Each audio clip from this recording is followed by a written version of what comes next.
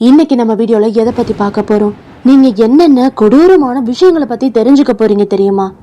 நாம வாழ்ந்துட்டு இருக்க இந்த பூமி இன்னும் சில காலத்துல எப்படி ஒரு மிகப்பெரிய சுடுகாடா மாறப்போகுது. இந்த கலைப்புருஷனோட இறுதி ஆட்டம் நம்ம கற்பனைக்கும் எட்டாத அளவுக்கு எவ்வளவு கோரமா இருக்க போகுதுங்கிற நடுங்க வைக்கக்கூடிய ரகசியங்களை தான் இன்னைக்கு நம்ம அக்கு வேரா ஆணி வேரா ஆராய போறோம். உங்க நெஞ்ச தொட்டு சொல்லுங்க, உங்களை சுத்தி நடக்கிற கொடூரங்களை எல்லாம் பார்க்கும்போது உங்களுக்கே தோணலையா நாம அந்த இறுதி களி காலத்தை நோக்கி தான் வேகமா ஓடிக்கிட்டு இருக்கோம்னு? உங்களுக்குள்ள இருக்கக்கூடிய அந்த பயம் நிஜம் தானா இல்லையாங்கிற விடையதான் இந்த வீடியோல நீங்க முழுசா தெரிஞ்சுக்க போறீங்க. கலியுகத்தோட முடிவுல வரப்போற அந்த மகா அழிவோட நெஞ்சை உழுக்கக்கூடிய அறிகுறிகள் என்னென்ன? இது வரைக்கும் கருணையோடு இருந்த இயற்கை எண்ணெய் திடீர்னு எப்படி தன் கோர முகத்தை காட்டி மனிதர்களை பூமிக்கு அடியில போய் ஒழிய வைக்க போறா? உலகத்தையே முழுசா மூழ்கடிக்க போற அந்த 12 ஆண்டுகால பிரளய மழையோட மர்மம் என்ன? அது மட்டும் இல்லாம வானத்துல ஒரே சமயத்துல 12 சூரியன்கள் ஒன்னா உதிச்சு இந்த பூமியே எரிக்க போற அந்த அதிர்ச்சியான உண்மை என்ன? எல்லாத்துக்கும் மேல இந்த ஒட்டுமொத்த அதர்மத்தையும் தன் கையில இருக்கிற பிரளய வாளால துண்டு துண்டா வெட்டி சாய்க்க வெண் குதிரை மேல் வரப்போற பகவான் விஷ்ணுவோட 10வது அவதாரமான அந்த கல்கி அவதாரம் எவ்வளவு பயங்கரமா இருக்க போகுதுங்கிற ஒட்டுமொத்த மர்மங்களையும் தான் இன்னைக்கு நீங்க தெரிஞ்சுக்க போறீங்க. நீங்க கலியுகத்துலதான் வாழ்ந்துகிட்டு இருக்கீங்க, கலிபுருஷனோட ஆதிக்கம் ஆரம்பிச்சுட்டு அப்படின்னு உங்களுக்கு தோணுச்சு அப்படின்னா இப்பவே இந்த வீடியோக்கு ஒரு லைக் பண்ணுங்க. இந்த வீடியோவோட முடிவுல நாம எல்லாரும் கலியுகத்துல இருந்து தப்பிக்க போறோமா இல்ல அழிய போறோமான்னு உங்களோட கருத்துக்களை கீழே இருக்க கமெண்ட் பாக்ஸ்ல உடனே பதிவு பண்ணுங்க. ஏன்னா இன்னைக்கு நீங்க தெரிஞ்சுக்க போற ஒவ்வொரு உண்மைகளும் இந்த கலியுகத்துல ஒவ்வொரு நாளும் நடந்துகிட்டு தான் இருக்குது. இனி வரக்கூடிய நம்ம வாழ்நாள் முழுவதும் அந்த உண்மைகளை நீங்க கண்கூடா பார்க்க போறீங்க. அதெல்லாம் என்னென்னு தெரிஞ்சுக்க கொஞ்சம் கூட தாமதிக்காம அந்த மகா பயங்கரமான ரகசிய உலகத்துக்குள்ள போகலாம் வாங்க.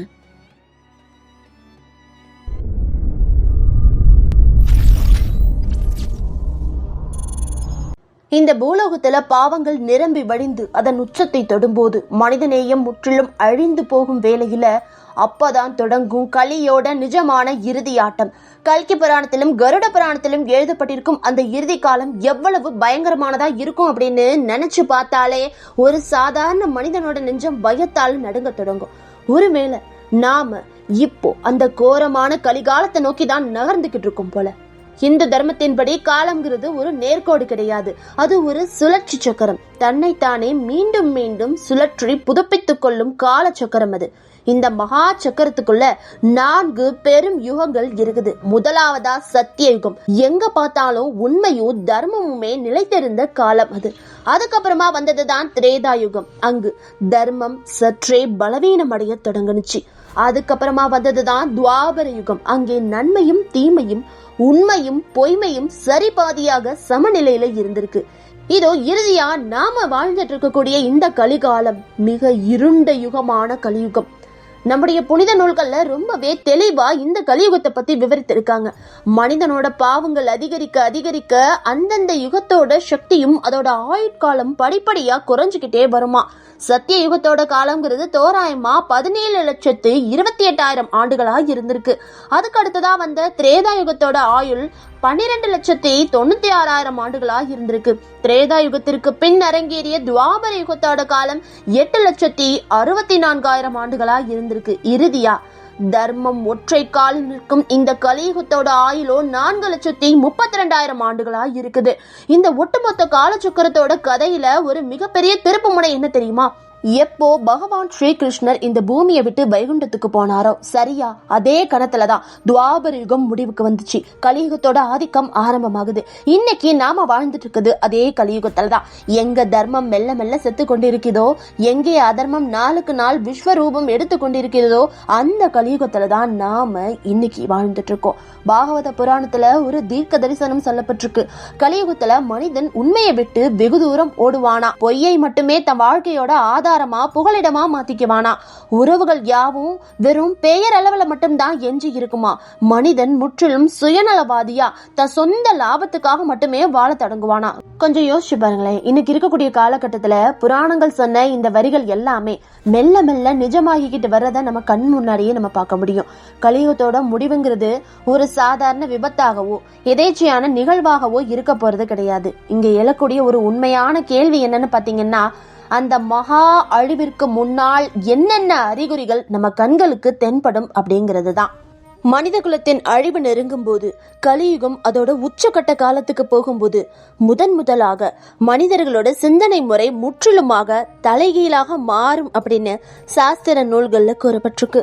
பாகவத புராணத்தின்படி மக்கள் உண்மையை வெறுக்க தொடங்குவாங்களாம்.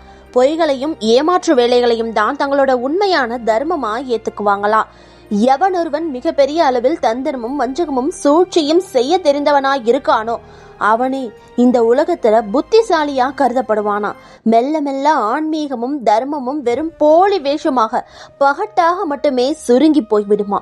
மனிதர்கள் வழிபாடுகளையும் சடங்குகளையும் செய்வாங்களா, ஆனா அவங்களோட மனசுக்குள்ள பேராசையும் வஞ்சகமும் கொடிய பாவங்களும் மட்டுமே நிரம்பி வழியுமா.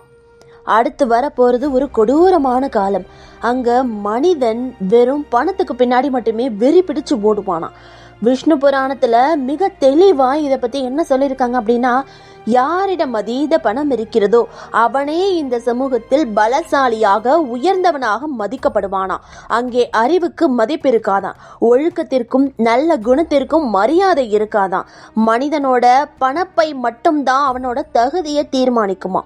இப்போ நீங்க யோசிச்சு பாருங்க, ஒரு மனுஷனோட ஒட்டுமொத்த வாழ்க்கையின் நோக்கம் வெறும் காசு பணத்துக்காக சுருங்கி போயிட்டா அவன் என்னதான் செய்வான்? தன் சொந்த பந்தங்களையே ஏமாற்றுவான், புனிதமான உறவுகளை துண்டிப்பான், தேவைப்பட்டா பணத்துக்காக கொலையும் செய்ய துணிவான். சமூகம் முற்றிலும் சிதைந்து போவதற்கு இதுவே ஒரு தொடக்கமா அமையும். நம்மளை அதிர வைக்கக்கூடிய மற்றும் ஒரு அதிர்ச்சிகரமான உண்மை புனித நூல்கள்ல என்ன சொல்லியிருக்காங்க தெரியுமா? கலியுகத்தின் இறுதியில் மனிதனின் ஆயுட்காலம் படிப்படியாக குறைந்து வெறும் 10 முதல் 20 ஆண்டுகள் வரை மட்டும்தான் நீடிக்குமா. குழந்தைகள் மிகச் சிறிய வயதிலேயே பெரியவங்களை போல மாறிடுவாங்களாம். மனிதன் தன் முதுமை காலத்திற்கு முன்பாகவே கிழவனை போல தோற்றமளிப்பானா. எல்லாத்தையும் விட ரொம்பவே பயங்கரமான ஒரு மாற்றம் என்ன தெரியுமா? உறவுகளோட மரணம். பெற்றோர்களுக்கான மரியாதை முற்றிலும் அழிந்து போகுமா. கணவன் மனைவிக்கு இடையே இருக்கும் பரஸ்பர நம்பிக்கை காணாம போகுமா. உடன் பிறந்த சகோதர சகோதரி உறவுகள் கூட சிதைந்து போகுமா. ஒவ்வொரு மனிதனும் தன்னை பத்தி மட்டுமே சிந்திக்கும் சுயநல பேயா மாறுவானா. இது எல்லாமே இன்னைக்கு நம்ம கண்ணு முன்னாடி கொஞ்சம் கொஞ்சமா நிஜமாகிக்கிட்டு தான் இருக்குது. உறவுகளுக்குள் உள்ள தீர்க்க முடியாத தூரங்கள், மனிதர்களிடம் பெருகி வரும் பேராசை, எங்க பார்த்தாலும் தாண்டவமாடக்கூடிய அப்பட்டமான சுயநலம், கலியுகத்தின் இறுதிக்கு முன்னால் தோன்றும் என்று புராணங்கள் எச்சரித்த அதே அறிகுறிகள் தானா இவை? இப்ப நாம பார்த்துட்டு இருக்கிறது வெறும் ஆரம்பம் மட்டும்தான். உண்மையான பயமும் நடுக்கமும் இன்னும் பாக்கி இருக்குது. இதுக்கு அடுத்து நடக்க போற நிகழ்வுகள் ஒட்டுமொத்த மனித நேயத்தையும் வேரோடு பிடுங்கி எரிய போகுது.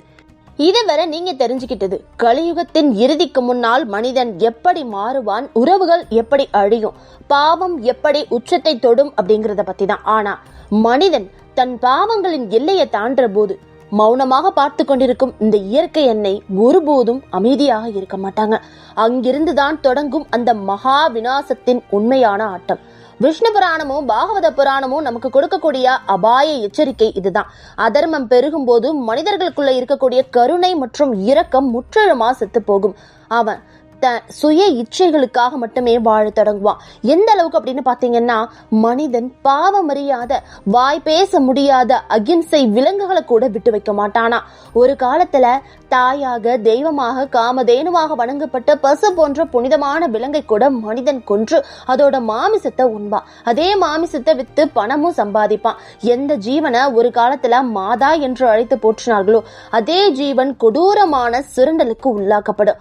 மனிதன் தன் சொந்த ஒழுக்க நெறிகளையும் எல்லையையும் முழுமையாக மறந்து போகக்கூடிய காலம் இதுதான். இப்ப யோசிச்சு பாருங்க, ஒரு மனுஷன் இந்த அளவுக்கு இரக்கமற்ற கொடூரனாக மாறும்போது இயற்கையோட சமநிலை மட்டும் எப்படி தாளம் தப்பாமல் அப்படியே இருக்கும். அப்போதே இயற்கை எண்ணெய் தம் பிரளய கோபத்தை காட்ட தொடங்கிடுவா. பூமியோட காந்த புலமும் சமநிலையும் முற்றிலுமாக குறையும். புவியின் வெப்பநிலை மனிதனால தாங்கிக்கவே முடியாத அளவுக்கு உக்கிரமடையும். பருவநிலைகள் முற்றிலும் தலைகீழா மாறும். வெயிலோட தாக்கம் எவ்வளவு கொடூரமா இருக்கும் அப்படின்னு பாத்தீங்கன்னா, மனிதர்கள் திறந்த வெளியில் நடமாடுவதே சாத்தியம் இல்லாமல் போகும். வேறு வழியின்றி மனிதன் பூமிக்கு அடியில் குடைந்து கொண்டு வாழ தொடங்குவான். மெல்ல மெல்ல மரங்களும் செடி கொடிகளும் பூமியிலிருந்து மறைஞ்சு போகும். ஜீவன் நதிகள் யாவும் வறண்டு பாலைவனமாகும். ஏன் இந்தியாவோட ஆன்மாவான புனிதமான கங்கை நதி கூட முழுமையாக வறண்டு போகும் அப்படின்னு கூறப்பட்டிருக்கு. பசியும் தாகமும் எந்த அளவுக்கு அதிகரிக்கும்னா மக்கள் சாப்பாட்டுக்கும் தண்ணீருக்கும் அலைந்து தவித்தே மடிஞ்சு போவாங்களாம்.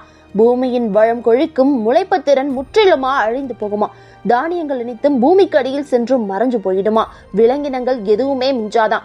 பசு, எருமை, ஆடு போன்ற கால்நடைகள் யாவும் அளவில் ரொம்பவே சிறியதா குன்றி போய்விடுமா. பால் சுரப்பதை முற்றிலுமாக நிறுத்திவிடும். அதற்கு பிறகு மனிதன் உடல் அமைப்பிலும் மாற்றங்கள் ஏற்படுமா. ஒரு மனுஷனோட சராசரி உயரம் வெறும் சில அங்குலங்களாக குறைஞ்சு போயிடுமா. மனிதனோட ஆயுட்காலம் வெறும் 10 முதல் 20 ஆண்டுகளா சுருங்கி போகுமா. இதுல இருக்கக்கூடிய ஒரு ஆச்சரியம் என்னன்னு பாத்தீங்கன்னா, அந்த பேரழிவு மட்டுமே இறுதி புள்ளி கிடையாது. எதனாலனா எப்போது ஒட்டுமொத்த உலகமும் அழிவின் விளிம்பில் நிற்குமோ, எப்போது அதர்மம் தன் எல்லையை கடந்து நிற்குமோ, எப்போது பூமியில் பாவம் மட்டுமே எஞ்சி இருக்குமோ, அப்போதுதான் அந்த மகா சக்தி பூமியில் தோன்றும். அதை பத்தி ஆயிரக்கணக்கான ஆண்டுகளுக்கு முன்பே தீர்க்க தரிசனமாக எழுதி வச்சிருக்காங்க. கல்கி புராணத்திலும் பாகவத புராணத்திலும் விவரிக்கப்பட்டுள்ளபடி அதுதான் பகவான் மகாவிஷ்ணுவோட இறுதி அவதாரமாக இருக்கும் கல்கி அவதாரம். ஒட்டுமொத்த உலகமும் இருளில் மூழ்கி இருக்கும் அந்த நள்ளிரவு வேளையில் ஆகாயத்தில் பயங்கரமான மாற்றங்கள் நிகழும். பூமி அதிரும், இடி முழங்கும். அந்த துல்லியமான கணத்தில் ஒரு திவ்யமான தெய்வீக உருவம் தோன்றும். வெண்குதிரையின் மேல் ஏறி கையில் மின்னுகின்ற கூர்வாளை ஏந்தி கண்களில் பிரளய நெருப்பை கக்கிக் கொண்டு அவர் வருவார். அவர்தான் பகவான் கல்கி. அவரின் நோக்கம் ஒன்று மட்டும்தான், அதர்மத்தை வேரோடு அழிப்பது. பாவத்தில் மூழ்கி கிடப்பவர்களையும் நிரபராதிகளை வதைப்பவர்களையும் அவர் விட்டு வைக்க மாட்டார். அவர்களின் இறுதி மரணம் நிச்சயம். கொஞ்சம் யோசிச்சு பாருங்க. எந்த ஒரு சக்தியாலும், எந்த ஒரு இராணுவத்தாலும், எந்த ஒரு நவீன ஆயுதத்தாலும் தடுத்து நிறுத்த முடியாத ஒரு பிரம்மாண்டமான பேரொளி அது. ஏன்னு பாத்தீங்கன்னா, இது ஒரு சாதாரண யுத்தம் கிடையாது. இது நன்மைக்கும் தீமைக்கும், தர்மத்திற்கும் அதர்மத்திற்கும் இடையே நடக்கும் இறுதி மகா யுத்தம். எங்க பார்த்தாலும் பயம் உறைஞ்சு போயிருக்கும். மனிதர்கள் ஒளிந்து கொள்ள இடத்தை தேடி ஓடுவாங்க. ஆனா அவங்க செஞ்ச பாவத்துல இருந்து தப்பிக்க அங்க எந்த வழியும் இருக்காது. மெல்ல மெல்ல அதர்மத்தின் வேர்கள் அறுபடும். பாவங்கள் யாவும் எரிந்து சாம்பலாகும். அதுக்கு அப்புறமா இந்த பூமி ஒரு மிகப்பெரிய மாற்றத்துக்கு தன்னை தயார்படுத்திக் கொள்ளும். ஆனா இந்த அழிவு அத்தோட முடிஞ்சிருமா, அல்லது அதுக்கடுத்து இன்னும் ஏதாவது பிரம்மாண்டம் காத்திருக்குது அப்படின்னு பாத்தீங்கன்னா, உண்மையிலேயே இந்த ஒட்டுமொத்த பூமியும் தண்ணீருக்குள்ள மூழ்கி போகுமா. அப்படி மூழ்கி போனா எப்படி மீண்டும் ஒரு புதிய யுகம் பிறக்கும் அப்படின்னு நமது புனித நூல்களில் விவரிக்கப்பட்டுள்ளபடி, அதர்மம் முற்றிலும் துடை தெரியப்பட்ட பின்னர் இயற்கை அன்னை தன்னுடைய இறுதி உருமாற்றத்தை நிகழ்த்துவாளாம். அது இந்த ஒட்டுமொத்த பூமியின் முகத்தையே மாற்றி வடிவமைக்கும் ஒரு பேரழிவு மாற்றமா இருக்க போகுது. சொல்ல போனா தொடர்ந்து 12 ஆண்டுகள் இடைவிடாத மகா பிரளய மழை பெய்யுமா. எந்த அளவுக்கு அப்படின்னு பாத்தீங்கன்னா, இந்த ஒட்டுமொத்த பூமியும் அண்ட வெளியில் ஒரு நீர்க்கோளமாக தண்ணீருக்குள் முற்றிலும் மூழ்கிவிடும். எங்க பார்த்தாலும் பிரம்மாண்டமான தண்ணீர் பரப்பு மட்டும்தான் இருக்குமா. அங்கே எந்த நகரமும் மிஞ்சாதான். எந்த ஒரு நவீன நாகரிகத்தோட சுவடும் இருக்காதான். அதுக்கப்புறமா ஆகாயத்துல ஒரே சமயத்துல 12 சூரியன்கள் உதிக்குமா. அதோட வெப்பம் எந்த அளவுக்கு உக்கிரமா உஷ்ணமா இருக்கும்னா, பூமியை சூழ்ந்திருக்கும் அந்த மகா பிரளய நீர் மெல்ல மெல்ல ஆவியாகி வறண்டு போக தொடங்குமா. முதலில் இந்த ஒட்டுமொத்த உலகமும் தண்ணீரில் மூழ்குமா. அதற்கு பிறகு அதே உலகம் நெருப்பில் வெந்து தனியுமா. அதற்கு பிறகு பிரபஞ்சத்துல ஒரு மகா அமைதி நிலவும். அதுதான் பிரளயம். ஒரு புதிய தொடக்கத்தை கொண்டு வருவதற்காக நிகழக்கூடிய ஒரு பேரழிவு முடிவு இது. அனைத்தும் மடிந்து போன அந்த புள்ளியிலிருந்து மீண்டும் ஒரு புதிய யுகத்தோட சக்கரம் சுழறத் தொடங்கும். அதுதான் சத்தியயுகம். இந்த புதிய யுகத்துல அதர்மம் இருக்காது, தர்மம் மட்டுமே இருக்கும். உண்மையை மட்டும்தான் மனிதர்கள் பேசுவாங்க. அமைதி மட்டும்தான் நிலவும். மனிதர்கள் மீண்டும் இயற்கையோடு ஒன்றிணைந்து வாழ கத்துக்குவாங்க. புனித வேதங்களும் ஆன்மீக ஞானத்திற்கும் மிக உயரிய மதிப்பு கிடைக்கும். மீண்டும் ஒருமுறை இந்த உலகம் அதன் உன்னதமான சமநிலையை அடையும். ஆனா எல்லாத்தையும் விட மிகப்பெரிய கேள்வி இப்பவும் அப்படியே தான் இருக்குது. இன்னைக்கு நாம வாழ்ந்துட்டு இருக்கக்கூடிய இந்த கலியுகத்துல அந்த அழிவிற்கான அறிகுறிகள் ஏற்கனவே தொடங்கிடுச்சா? உலகெங்கும் நாளுக்கு நாள் அதிகரித்து வரும் வன்முறைகள், உலகை உலுக்கும் இயற்கை பேரிடர்கள், மனிதர்களின் மாறி வரும் கொடூர குணம், இவை யாவும் அந்த இறுதி அழிவை நோக்கித்தான் நம்மள கூட்டிட்டு போகுது. கலியுகத்தோட முடிவுங்கிறது பிரபஞ்ச விதியால் எழுதப்பட்டது. அதை நம்மளால தடுத்து நிறுத்த முடியாது. ஆனா கண்டிப்பா அதோட கொடூர தாக்கத்தை நம்மளால குறைக்க முடியும். எப்படி தெரியுமா? நம்முடைய நற்கர்மாக்களால், நம்ம பின்பற்றக்கூடிய தர்ம நெறிகளால் மட்டுமே அது சாத்தியம். முடிவுங்கிறது நிச்சயம்தான். ஆனா அந்த முடிவு எவ்வளவு கொடூரமானதா இருக்க போகுது அப்படிங்கறத இன்னைக்கு நாம செய்யக்கூடிய செயல்கள் தான் தீர்மானிக்குது. இந்த ஆன்மீக மற்றும் அறிவியல் பூர்வமான ரகசியங்களை தெரிஞ்சுக்கிட்ட உங்களுடைய மனம் இப்பவே கலியுகத்தை பத்தி சிந்திக்க தொடங்கி இருந்துச்சு அப்படின்னா, இந்த தகவல்கள் உங்களை வியப்புல ஆழ்த்த இருந்துச்சு அப்படின்னா, இந்த வீடியோவை உடனே லைக் பண்ணுங்க. உங்க நண்பர்களுக்கும் உறவினர்களுக்கும் கலியுகத்தோட உண்மைகளை பத்தி ஷேர் பண்ணுங்க. இதை பற்றிய உங்களுடைய தனிப்பட்ட கருத்து என்ன? நம்ம உண்மையிலேயே கலியுகத்தோட இறுதி பக்கங்கள்ல தான் வாழ்ந்துகிட்டு இருக்கோமா அப்படிங்கறது நீங்க எங்க கூட கமெண்ட் பண்ணுங்க. இது போன்ற பல ஆழமான மர்மங்கள் நிறைந்த உங்களை அதிரவிக்கும் நிஜங்களை உடனுக்குடன் தெரிந்து கொள்ள இப்பவே நம்ம சேனலை சப்ஸ்கிரைப் பண்ணி பக்கத்துல இருக்கக்கூடிய பெல் ஐகானை கிளிக் பண்ணிக்கோங்க.